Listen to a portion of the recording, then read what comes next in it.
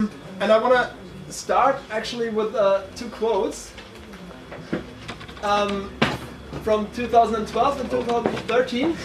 The Tagesspiegel compares the situation of the German municipalities with the situation here, which for obvious reason is not really true, but still I think it's interesting. And the other thing is that Detroit is mentioned, and together with German cities, which might be look rather interesting or surprisingly. So what I'm going to do is try to make sense of these comparisons by very shortly, briefly talk about austerity urbanism and what might be interested in Germany, and then more closely have a look at the fiscal crisis of German cities, and then at the aftermath of the crisis. So as you see, I'm not presenting any concrete examples or any in-depth empirical analysis of a certain city or anything. So just try to make sense of the broader picture and give an overview of the current situation in Germany, and with a focus on the local level. Because actually there isn't much research, at least critical research, done on this issue in Germany. There's a lot of research done by, I don't know, rather strange, very with a close relationship to the state research, but not too much critical stuff. So I just tried to collect some information, more or less. And I don't think that I have to talk about austerity urbanism too much in here, but just to just again the claim that in the literature we more or less all know, and for example the quotation from Krugman was already presented, that there is this strong relationship between crisis, and especially fiscal crisis, and the neoliberalization, of course. And when you have a look at countries outside of the United States, where much of this literature comes from, and especially the case of Germany, one could ask if there is a crisis at all. So that's of course the first question. And then if the crisis is really used as an opportunity for deepening of neoliberalization, and if there is a crisis, what kind of crisis is it, and how much has it to do with the economic crisis that we witnessed the last years. And I mainly focus on the fiscal crisis of the local state in Germany, because I think that's the type of crisis we are witnessing. So we are not witnessing an urban crisis in the broader meaning of the term, like when you have a look, for example, at Athens. It's rather ridiculous to talk about the same urban crisis if you have a look at German cities. I think that doesn't make too much sense. But so I'm talking about the fiscal crisis at the urban level, more or less. And I'm not sure if it really is like the crisis, the actual economic crisis right now, is like really a turning point in Germany. I'm not sure about this. I think it's rather a continuation and a intensification of already existing trends. And this is what I'm going to present by looking at, and I already have it in the title, the more or less permanent fiscal crisis of German cities. When we talk about German cities and the local level more generally, one has to know that they have a rather contradictory role in the German multi-scalar state. That on the one hand they are constitutionally have a quite strong position. So there's this right of local self-government. There's a general competence, so cities could take care of everything they want, more or less. But on the other side, they are part of the states, the Länder, Bundesländer, and they don't have that much influence on the process of making laws. So it's rather contradictory, and this has, I think, a major influence on their fiscal situation, because there's already in this structure is already the high incentive for the national level, for the state level, to dump responsibilities, to dump costs. So this has nothing to do with the crisis per se, but it's rather already existing trend. And municipalities run on the requirement of a balanced budget, so they have to have a balanced budget, at least in theory, but they can't generate that much revenues. I mean, they can, but they don't have that much influence here. And they are under fiscal supervision by the state, by the lender. So they should take care that they have their balanced budget each year.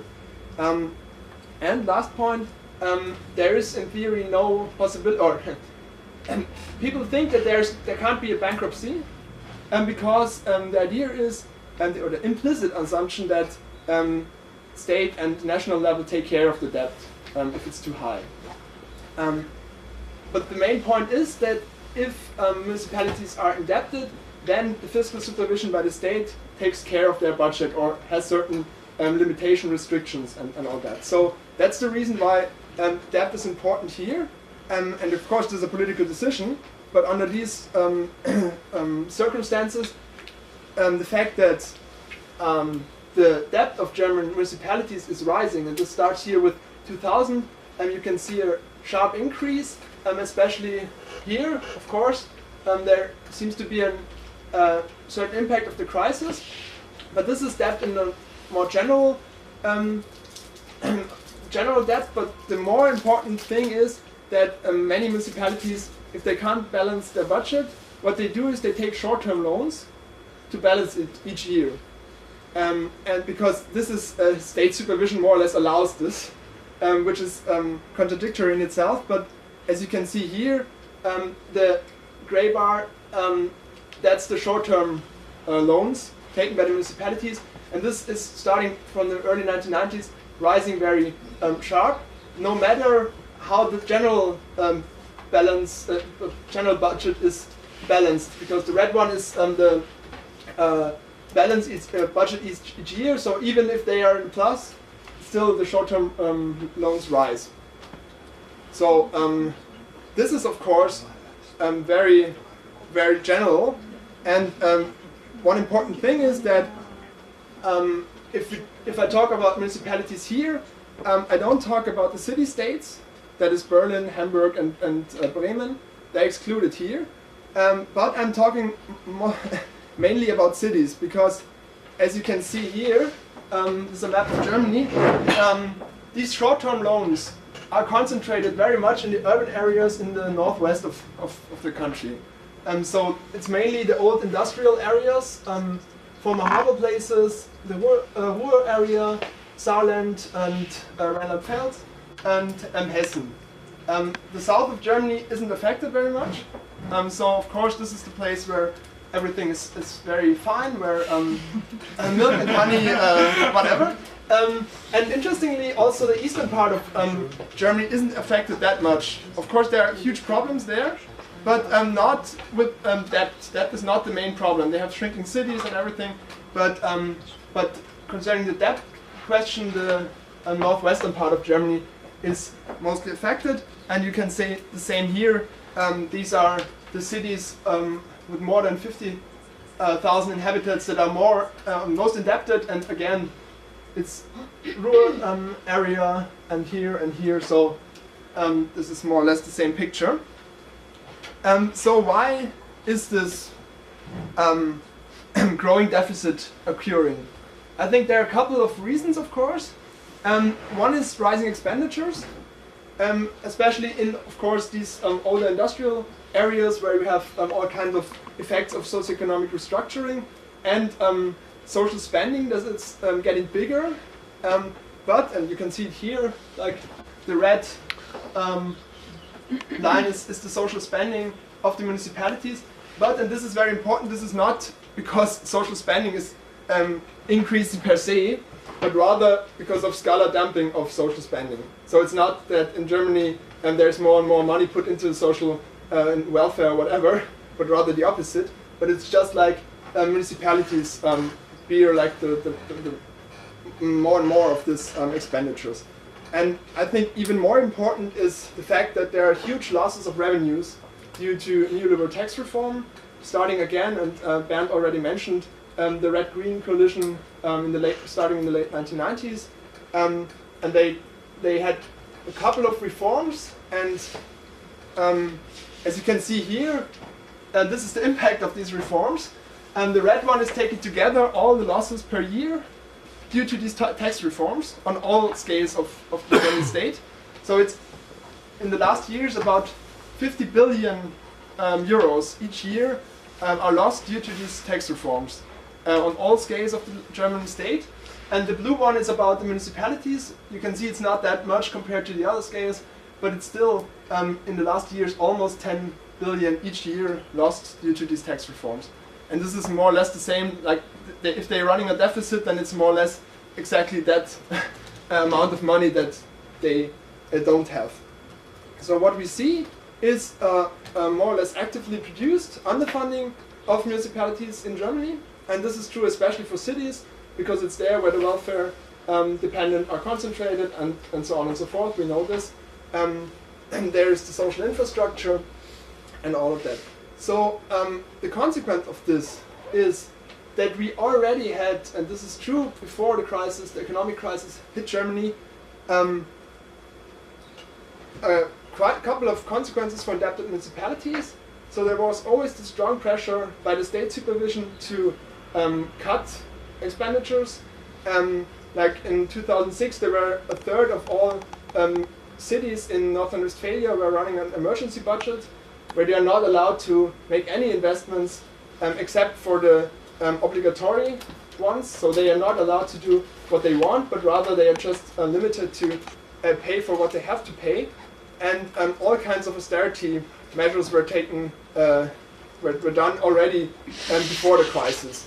And you could tell a story for each of these single things. So there were like a huge staff reduction in German municipalities. The German administration has one of the lowest rates of staff in the whole Europe. There were all kinds of the infrastructure investment is dropping very steep. All kinds of privatizations, public-private partnerships, and so on and so forth. Interestingly, there's, I think, not too much research done on the connection between the fiscal situation of the German cities and the neoliberalization of urban development in Germany. So, of course, there is research done on the neoliberalization, but rather, or not too much, with the connection to the fiscal situation. So this is the story before Germany entered the crisis. And of course, with the crisis, there were a couple of impacts that are obvious. I mean, was a loss of tax revenues, and this is especially true for the local business tax, which is the most important tax in Germany for the municipalities.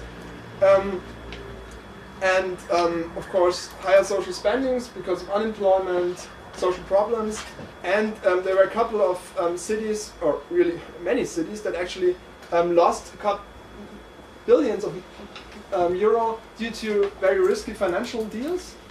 I think up until now there is no real number of this, but it would be very interesting. But there are many cases where you can really see, okay, they lost 30 million, they lost 20 million because they had some credit default swaps and some derivatives and so on. But there's, I think, no general number. So the effect was that, as you can see here, within 1 year, from almost 8 billion plus, it went to 7 billion minus, so 15 billion all in all within 1 year. So this is clear impact of the crisis. But there are also a couple of indirect impacts because the stimulus programs put forward by the German government, and they of course helped to stabilize the economy on the one hand, but on the other hand, for the municipalities, they meant a further loss of taxes. And then, of course, and this Tino already mentioned, there is this pressure on the Länder and on the national level to cut their transfers, and this had happened already, like in Hessen, where Frankfurt is located. There was a cut of 340 million each year that went to the municipalities, and they just cut it. And this is, I'll come back to this later, there's also more difficult access to bank credits. So from this point of view, the outlook would be well, 5 years after the economic crisis, there are a couple of cities that already recovered, of course, and they're, especially in the south, strongholds of the German economy, where everything is more or less fine.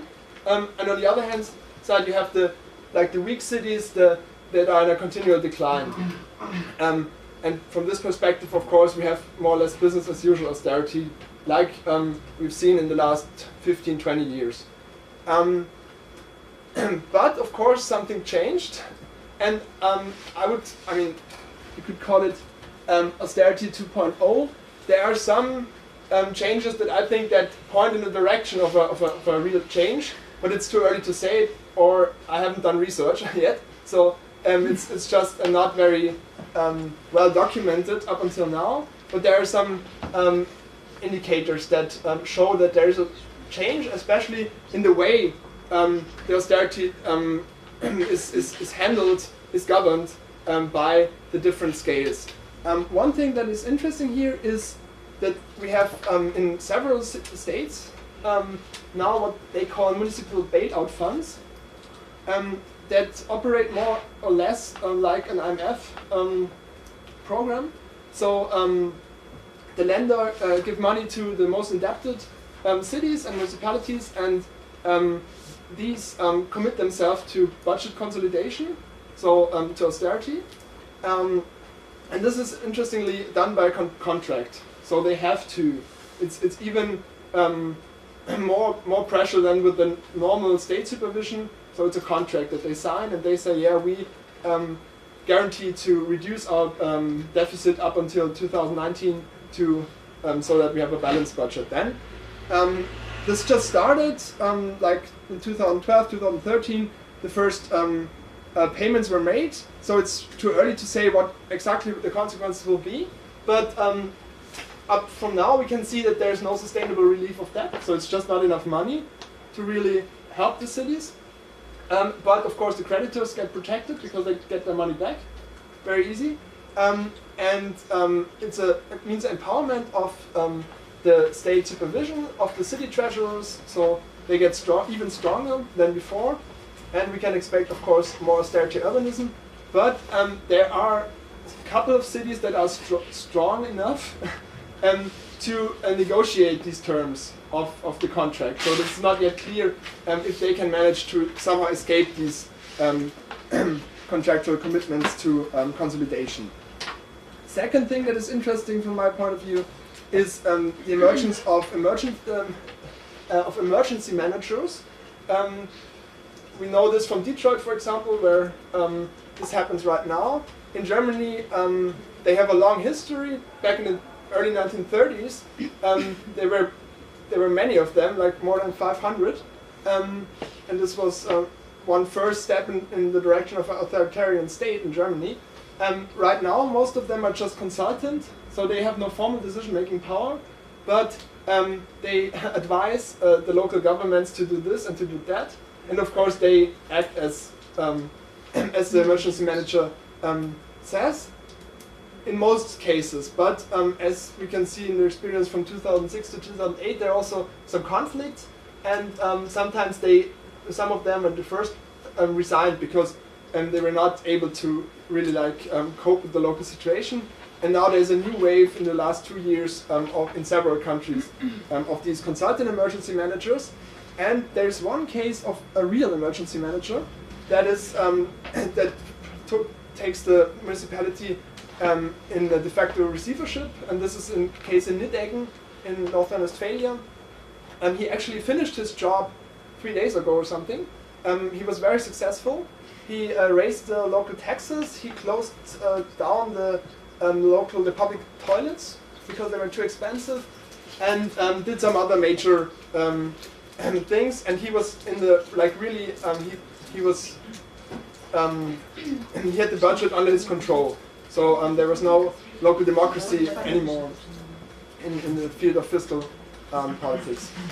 And if this gets, right now it's just like a threat for different cities. Because like the state lender say, well, if you don't behave as you're supposed, then we have this emergency manager. But if it gets a real widespread phenomenon, then this would, of course, mean the complete abolishment of local democracy. Third point here is further financialisation of debt and development. That means that municipal debt is somehow emerging as a new market for finance capital, and Connie will talk about this more on Saturday. Yeah, just some information that right now municipal bonds in Germany get really big, and there are more and more cities putting forward issuing bonds. This is a rather new development, and it opens up the the market of municipal debt to international investors, to institutional investors, insurance companies, diverse funds, and so on. So this is a new development here, and they're discussing about municipal ratings, municipal bankruptcy. And the same happens with urban development more generally, that infrastructure investments are, cities try to do it with public-private partnerships, and of course the booming real estate market in Germany is interesting here, and with the very weak cities it's easier, of course, for investors to say to make what they want, and this interestingly comes together with a further privatization, especially in the market for municipal hospitals. And near to Frankfurt we have Offenbach, where you right now can see that these two developments go hand in hand within one city. So on the one hand side you have the privatization of municipal hospital, and actually the Bundesland Hessen says, or doesn't allow the city of Offenbach to take care of this hospital financially. They say you're not allowed to spend any more money here, you have to privatize, otherwise we just close the hospital. And so the city of Offenbach sold it for €1 to an investor, and in the contract they guaranteed that they would take over all the debt of the hospital, which is another 340 million, and that they would further pay for the debt in the ongoing process. So right now for 2013 they pay another 60 million, and so on and so forth. And the first thing that the investor, of course, does, it cuts the like, I don't know, 350 persons get they lose their job, of course. But the same city, same place, urban development, real estate boom, so new harbor city development thing, so very, very close within one city. Yeah, what to do about this from a political point of view? There are some signs that austerity urbanism gets politicized, but usually not in a very progressive way. So what we see right now is a very raunchous debate about the social spending in Germany, especially in cities with the so-called poverty refugees in Germany. So people from Southeast Europe, Romanian people that come, gypsies that come to German cities, and especially to the cities that are already heavily indebted, that already have huge problems, and now they take our hollow out our welfare system. So we need some reform here, but of course what they have in mind is not a reform in a progressive way. And Tino already mentioned the reform of fiscal federalism. From a left emancipatory perspective, there aren't too many alternatives actually, because there are of course some debates about progressive forms of finance reform. I don't see that they have any prospect for realization right now under the balance of forces in Germany. There is a certain trend toward re-municipalization in certain cities. In Hamburg there was a big citizen initiative that was successful. It's more or less concentrated on the energy sector. There are these defensive struggles against concrete austerity measures, but they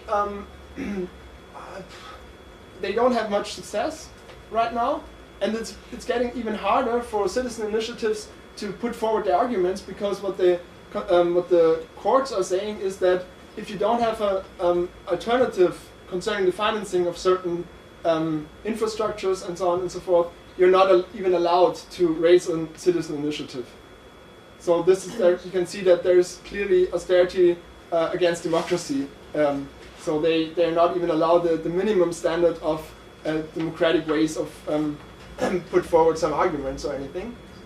And I don't see many grassroots movements in Germany for like self-organization for the daily local activities. Of course, there are some for daily reproduction, but they are more or less incorporated, and there isn't much like autonomous from the state organizing. So, yeah.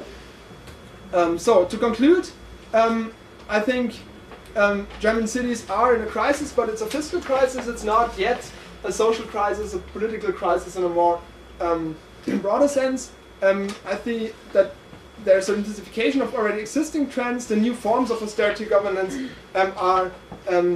It's very early to say whether they really mark a new development. I think concerning austerity urbanism, I think it's very interesting that on the one hand you can see that there's this strong path dependency, but on the other side certain developments are generalized, because I mean if you have a look at the austerity urbanism paper from Peck, and you in the end he has like 7 features of emergent features of austerity urbanism, and if you go through it, you would could make a check in every one in German cities, although the situation is very different than to the United States. So it's interesting how this generalization works. It would be interesting, for example, to have a closer look, of course, on this municipal bond market as one means whereby the generalization of certain trends happens. Same with policy mobilities.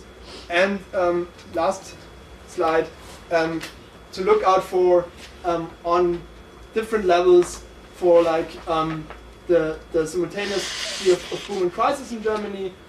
Institutional ways, one could raise the question of local debt breaks as the next step, as like the completion of what Tino already mentioned, this regime of austerity, and this is probably politically the most interesting thing, that if the situation gets worse, one could think that there might be like a crisis of the local state in the making, and then it is of course interesting what the political left, but also the political right can gain from this. So this is like the last part here, and yeah, that's it from.